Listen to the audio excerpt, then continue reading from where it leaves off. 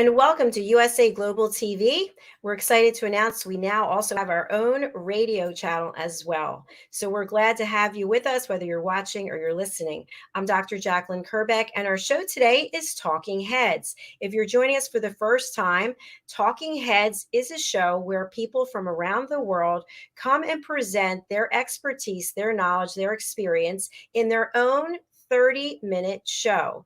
To be a talking head is an honor. It's by invitation only, and it is people who are at the top of their field, and they come here and share by leading with their heart.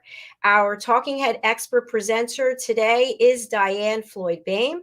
Diann is a big part of this platform. She's what I call the trifecta. She is not only a co-host of one show, no, or two shows, no, three shows, and soon to be four shows. And she's an expert presenter on Talking Heads, and she's an elevated listener, which means she's been certified to listen at a higher level. Let's welcome her to the show. Hi, Diann. Hi, Dr. Jacqueline. Great to see you. It's nice to have you back. We missed you last week, and we're so glad that you're here with us. And this is such an exciting topic you're going to be sharing today. So, Diann, I'm going to let you get started. I'll be producing the show backstage, and then I'll come back and join you afterwards. Sounds like a plan. Thanks, Dr. Jacqueline. Welcome, everyone, to today's topic, storytelling to capture any audience. I'm your host, Diann Floyd Boehm. You are a storyteller. Actually, we are all storytellers. But how do we get the reader or the listener to remember the story? The author, Vera Nazarene, she stated, "The world is shaped by two things, stories told and the memories they leave behind." I just love that. The memories they leave behind. And that's what we want to do as storytellers. Today, we're going to discuss some components of good storytelling. So our objectives are to define and understand what storytelling is, capturing the audience, the elements of a good story, and the structure of the story. And then I have some examples for you. So let's get started. Sit back and relax. The definition: storytelling. Storytelling is a vivid description of ideas, beliefs, personal experiences, and life lessons. Stories that can evoke powerful emotions and insights. Wow, that's a mouthful, right? Personal experiences, life lessons, evoking powerful emotions and insights. And the storyteller communicates this. It is up to the storyteller to entice the audience with the fictitious or factual story based on these personal experiences, ideas, or life lessons. So, as we continue, be thinking of your own life lessons or stories you might enjoy sharing with friends and family. Second, capturing the audience. You have to know your audience. That's very, very important. You have to know your audience. Nancy Duart, who is the founder of the Duart firm, they help build businesses to realize the power of presentations. And explaining how to identify your target audience, Nancy says, quote, "Make sure you find common ground with the people you're presenting to. Common ground helps create empathy. If an audience helps relate to the story you're telling, then your audience may begin to care." So common ground is the key. So, what should you do to make people stop and pay attention to you? How can you do that? Well, you have to collect some data. So, for example, if the audience is parents, find out what the parents are looking for, let's say in a book they're purchasing. Maybe it's a book about Christmas. Well, do they want secular or do they want religious? And based on that, you'll know how to create that commercial or advertisement, which is a story, by the way. Perhaps it's a lullaby story they're looking for. So when you do the pitch, you obviously would not pitch a nightmare for a lullaby, right? You would never get that story sold. Once you figure out your audience, you can begin the character building around the storyline. So know your audience, and then you can begin building the character for your story. When I decided to write a book based on my grandmother's young life, I knew it needed to be written for young adults. Therefore, I could not write like a children's author. I knew my audience. They would not read, a young adult would not read a book that was supposed to be for them, but written as a child, so for a child audience. So know your audience. The elements of a good story. A, your story should have a personal touch, inspiration.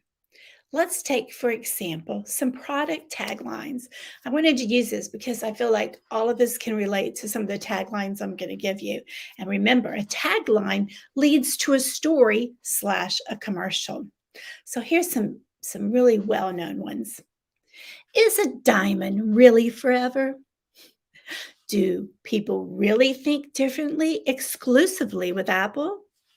Coke, taste the feeling. Pepsi, that's what I like.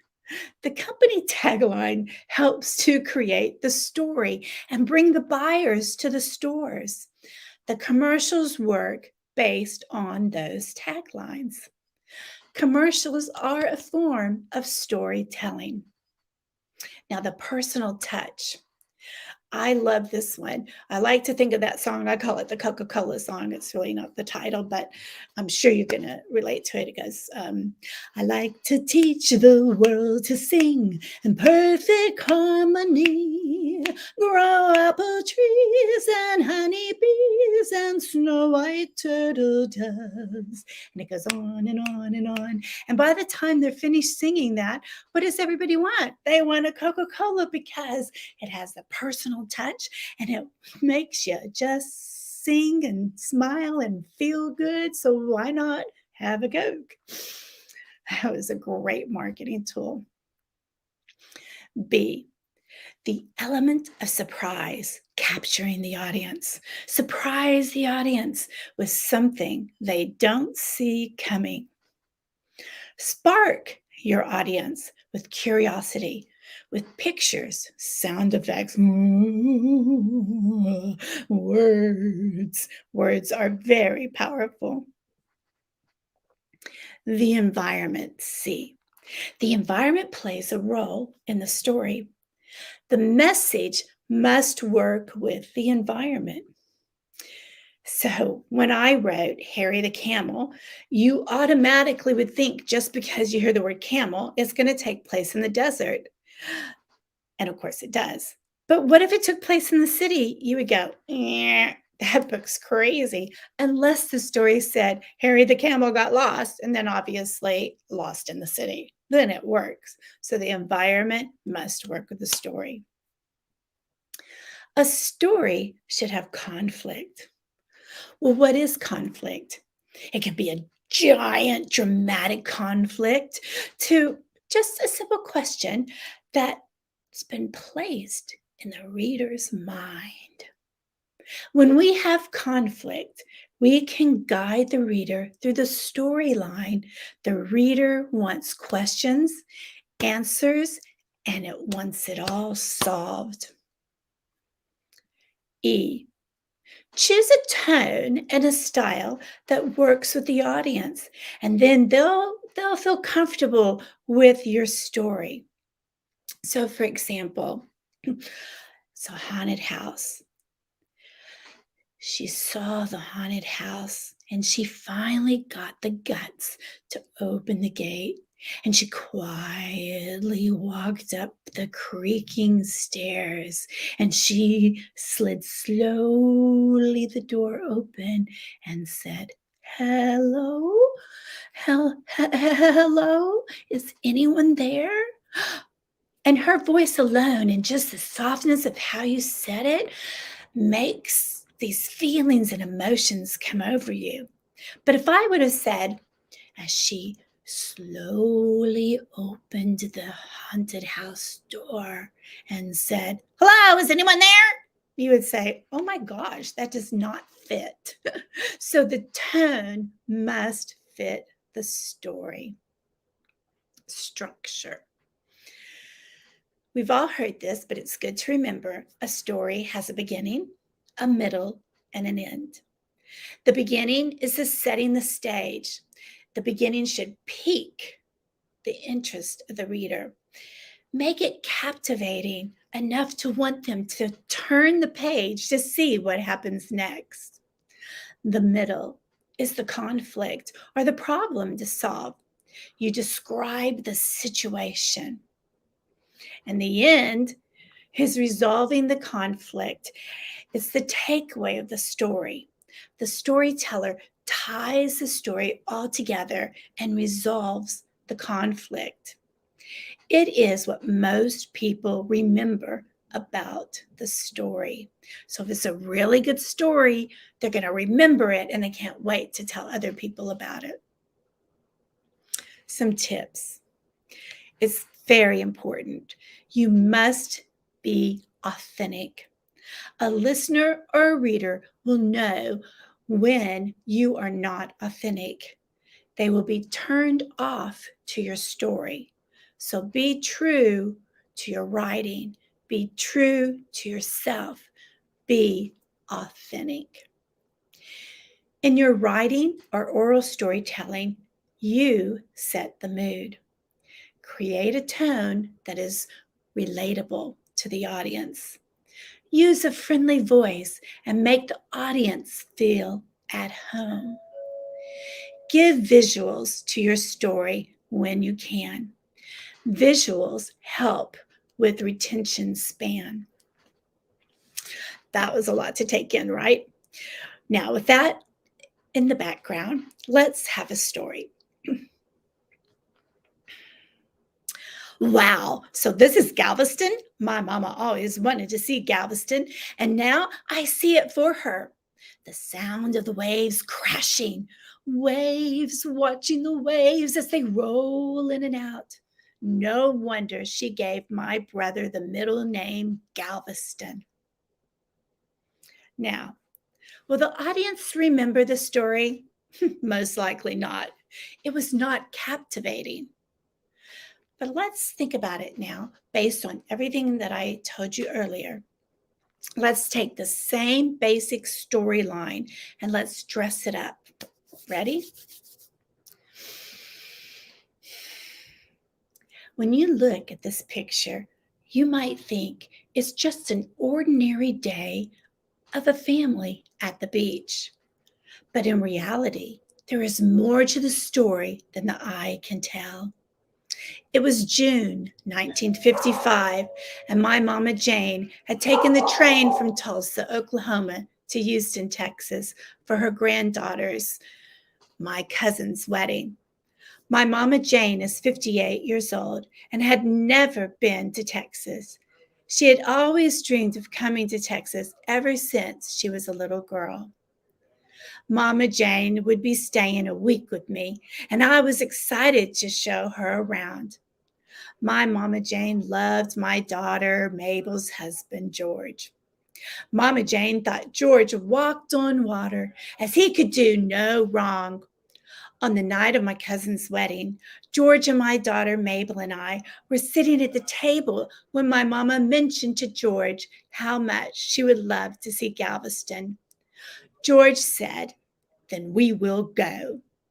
Plans were made then and there that the family would take a trip to Galveston the next day. I found it interesting that I had never heard my mama say she was interested in seeing Galveston. So the next day, we all put together a picnic for the beach, loaded up all the grandkids, and off we went. When we parked, my Mama Jane got out of the car and she asked us to be quiet. And that we did. Even the grandchildren could sense the need for silence. My Mama Jane stood there staring at the ocean. She closed her eyes and she listened to the waves. I looked at my mama, at this inner peace came over her. It was like an aura had changed with a glow around her.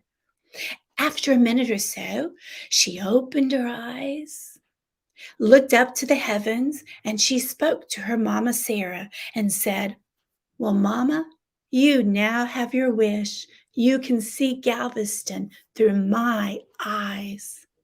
I was stunned to hear those words. My mama hardly ever spoke of her mama Sarah, as she died when my mama Jane was just 6 years old. Now, you need to know that my grandpa Patrick, my mama's dad, would always tell his son how he got his name and his mama Sarah's wish to see Galveston. My mama Jane loved to hear that story and was sad that her mama didn't see Galveston. Sarah's wish never came true. But it turns out that when my mama Jane was small, she vowed she would see Galveston, Texas one day. She would see the beach for her mama Sarah. My mama Jane always remembered this wish.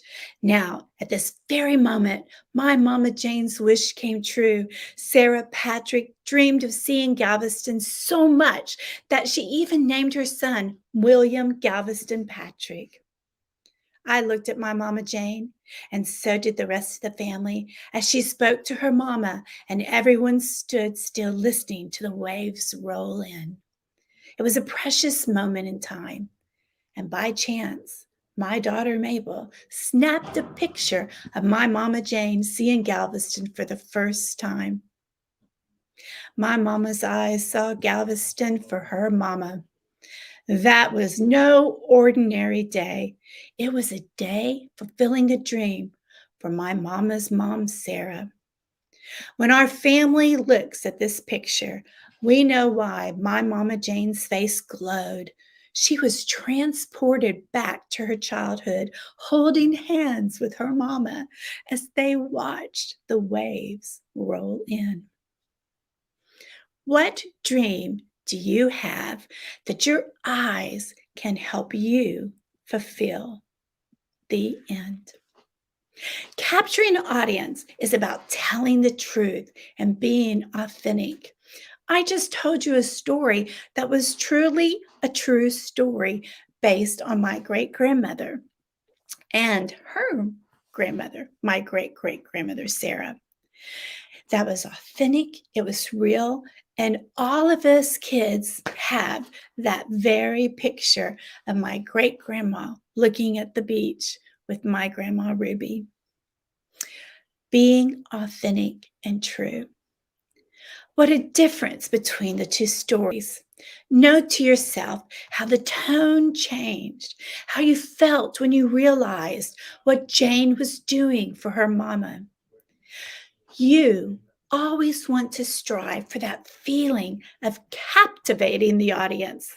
Your audience will remember your story you allow, and if you allow them to travel the journey with you.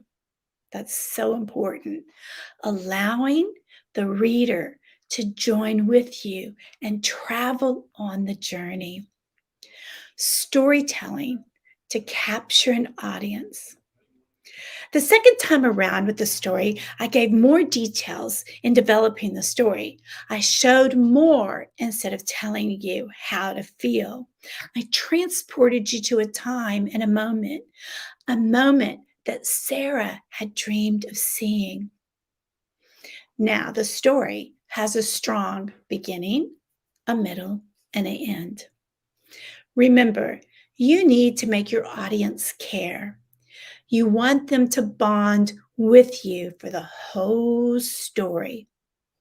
In today's world, many of us skim over posts, but as a storyteller, we want the reader or the listener to stop and absorb the story, absorb the message. Make sure they know why they should be interested in the story. Make sure the reader or listener understands why the story is relevant to them. And most importantly, when crafting your story, make sure the message is clear to you. If it is not clear to you, then it certainly will not be clear to your reader or listener. In closing, I feel it's important to remember the words of Maya Angelou, who once said, "At the end of the day, people won't remember what you said or did. They will remember how you made them feel." Enjoy the art of storytelling, capturing your audience with your stories. Thank you, Dr. Jacqueline. Well done, Diann. Wow, you are incredible. I loved, especially when we were talking about that haunted house, then the voice went up. I was like, whoa, there's no congruency here. It's fabulous. Thank you. You're so good at it. How long have you taken to perfect this master storytelling art? Well, if my mama was here, she'd tell you I've been a storyteller since I was born, babbling. She would sometimes say when I babbled, it would be like,